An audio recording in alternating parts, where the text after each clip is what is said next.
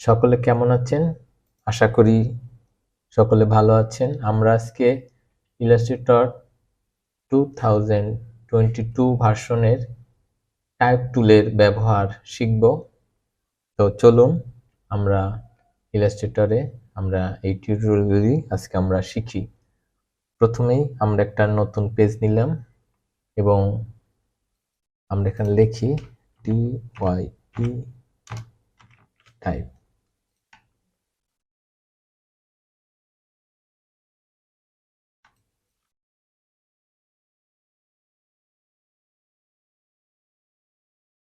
আমরা এখানে দেখলাম আমরা কন্ট্রোল টি দিলে আমরা টাইপ টুলের ক্যারেক্টার এই অপশনটা দেখব, অথবা আমরা উইন্ডোজ থেকেও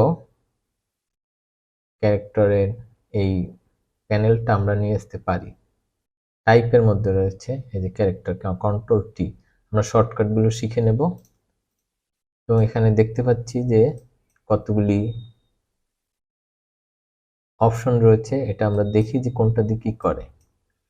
এটা দিয়ে ফন্ট কমানো বাড়ানো যায়, ফন্ট কমানো বাড়ানোর জন্য এইটা। এবং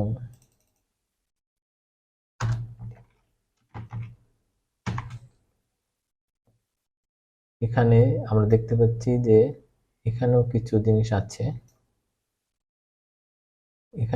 এখানেও এইটা দিয়ে লিডিং স্পেস, দুইটা লাইনের মাঝখান যে লিডিং স্পেস, এটা কমানো যায়,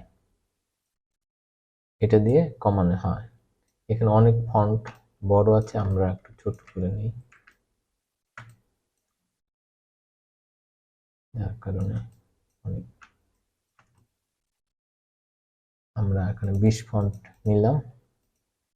এখানে আমরা অটোতে সবসময় নর্মাল বা স্বাভাবিক থাকে, আমরা নর্মালি অটোতে রাখবো, কিন্তু আমরা যখন স্পেসের কারণে আমরা হয়তো তখন কমানো বাড়ানোর প্রয়োজন হইতে পারে। এখানে আমরা কমাতে পারি, আবার বাড়াতেও পারি। আবার এখানে আছে লিডিং। এখানে লিডিং এ আমরা এখানে যদি 200 করি তাহলে কি হয়, দেখা যায় যে ও মানে এরকম টানলে যেটা হয় সেটা কিন্তু এইটা ম্যানুয়ালি টানলে, একদিকে ড্র্যাগ করলে এটা হয়। আবার আমরা যদি এদিকে ড্র্যাগ করি তাহলে এইটা বাড়ে।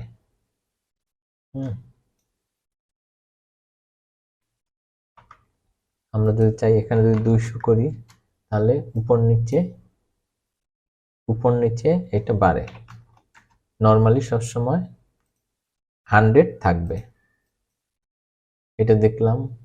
আমরা যদি চাই যে আমরা এইটা আমরা উপরে তুলবো, তখন এইভাবেও করা যায়। আবার যদি কোনোটা এটা আমি রোটেট করব, তাও এইভাবে করা সম্ভব। তারপর দেখা যায় যে এখানেও কয়েকটি অপশন রয়েছে। যদি আমরা চাই যে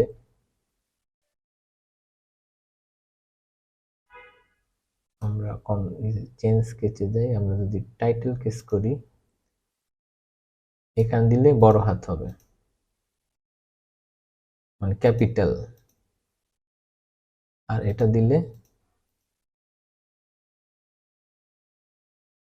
ছোট বড় হয়। এখানে আমরা দেখে নিতে পারি কোনটা দিয়ে কি করে। আবার যদি আমরা চাই যে এখানে একটা লাইন দিব, তাহলে সেখানেও এইটা দিলে একটা লাইন হয়ে যায়। সব টুলই আমাদের সবসময় ব্যবহার দরকার হয় না, তারপরও শিখে রাখা ভালো। আবার ম্যানুয়ালিও অনেক সময় আমরা দিতে পারি, যদি চাই যে ম্যানুয়ালি দিব, তাহলে সেক্ষেত্রে এইভাবেও স্ট্রোক থেকেও আমরা দিতে পারি, এভাবেও দেওয়া যায়। কিন্তু যেহেতু আমাদের অপশনটা আছে, জানা থাকলে অতি সহজে করা সম্ভব। তাহলে এখানে মোটামুটি আমরা দেখলাম। আবার এখানে একটা অপশন আছে যে এখানে যদি আমরা 200 দিই তাহলে কি হবে, প্রত্যেকটা ওয়ার্ডের মাঝখানে স্পেস এখানে কিন্তু বাড়তেছে। আবার আমরা যদি 50 দিই তাহলে দেখা যায় যে আরো কমে। আবার যদি 20 দেই তাহলে আরো কমে। এভাবে আমরা লিডিং কমিয়ে নিতে পারি এভাবে। আবার এটাও যদি আমরা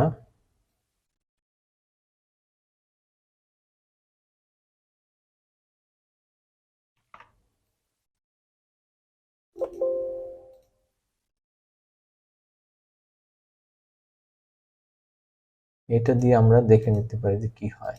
এই যে অপটিক্যাল একটু কমে বাড়ে। এই আমরা আবার ম্যানুয়ালিও কিন্তু অল্টা ধরে অ্যারো যদি প্রেস করি, সাইড অ্যারো, তাহলেও আমরা এই লিডিং আমরা কমাতে পারি।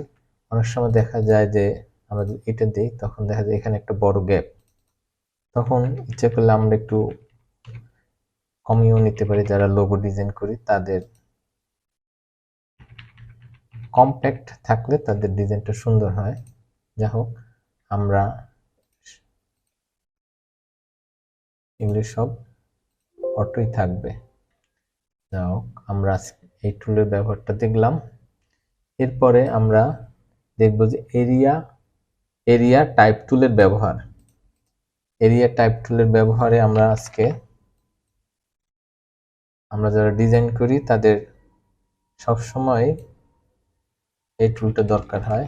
মনে করি আমার এই ডিজাইনটায়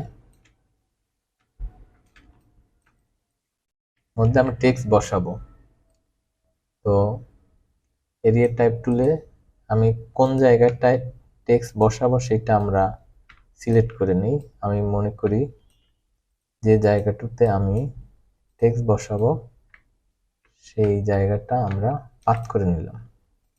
বা আপনি যে কোনো শেপের মধ্যেই আপনি এটা করতে পারবেন।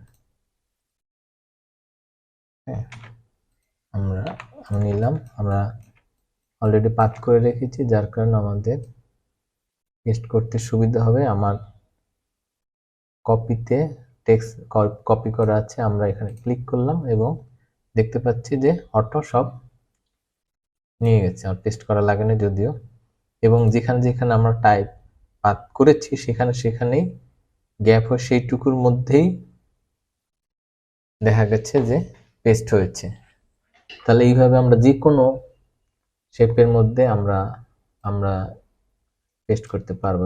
মনে করি এই সার্কেলের মধ্যে আমরা পেস্ট করব, সেক্ষেত্রেও আমরা এখানে যদি দেই, এখানে দেখতেছি যে এইভাবে পেস্ট করা যায়। ওকে,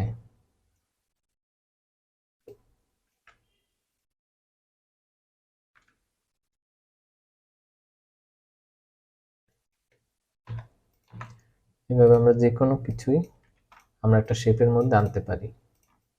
তাহলে আমরা এরিয়া টাইপ টুলের ব্যবহার শিখলাম। এরপরে আমাদের রয়েছে type on a path tool. Type on a path টুল, আমরা যদি মনে করি যে আমরা এখানে আমরা একটা টেক্সট দিব, তো আমরা এই টাইপ অন এ পাথ টুলে ক্লিক করে এখানে যদি আমরা লিখি, তাহলে এখানে আমরা ইজিলি লিখতে পারবো।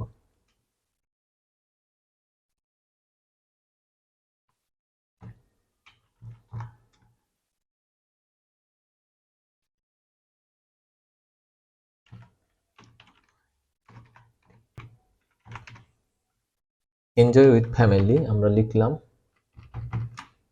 এইভাবে আমরা যে কোনো কিছু আমরা পাতের উপরে আমরা ক্লিক করে আমরা লিখতে পারবো যে কোনো ইসে। অথবা আমরা যদি চাই এই সার্কেলের উপরে লিখব, সেক্ষেত্রেও আমাদের পক্ষে লেখা সম্ভব। এখানে যদি আমরা ক্লিক করে এখানে লিখি তাহলে যে হয়ে গেল। তারপরে রয়েছে কি ভার্টিক্যাল টাইপ টুল। ভার্টিক্যাল টাইপ টুলে নর্মালি এরকম নিচে নিচে আসবে লেখা, অথবা যেমন ম্যানুয়ালি অনেক সময় করা যায়, যদিও যদি লিখি এন্টার দিয়ে দেখা যায়, কিন্তু যেহেতু অপশনটা রয়েছে জানা থাকলে অতি দ্রুত আমরা লিখতে পারবো।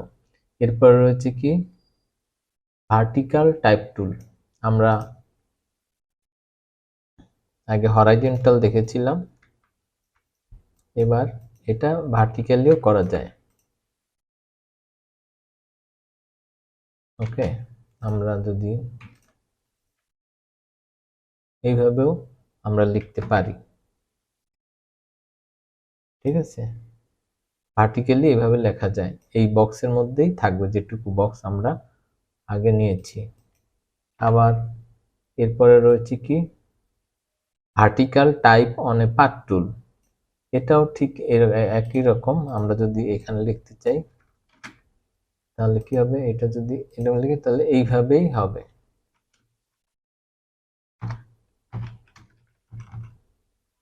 এইভাবে ভার্টিক্যালি হবে।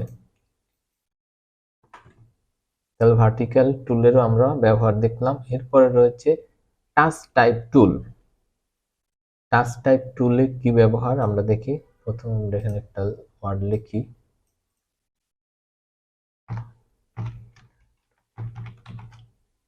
টাইপ টুল আমরা লিখলাম। এখন আমরা টাচ টাইপ টুল দিয়ে কি করব দেখি। আমরা প্রথমে আমরা এই টিটাকে আমরা বড় করে নিই।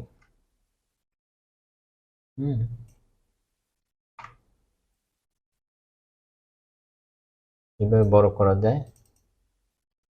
আবার এটা যদি চাই তাহলে একটু রাউন্ড করাও যায়, কার্ভ করা যায়।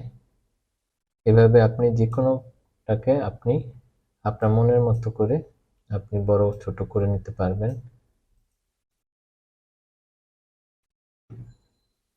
আবার চাইলে এটা যদি ছোট করতে চান কোনোটা ছোট করা যায়। এভাবে কিন্তু লোগো ক্রিয়েট করা যায়।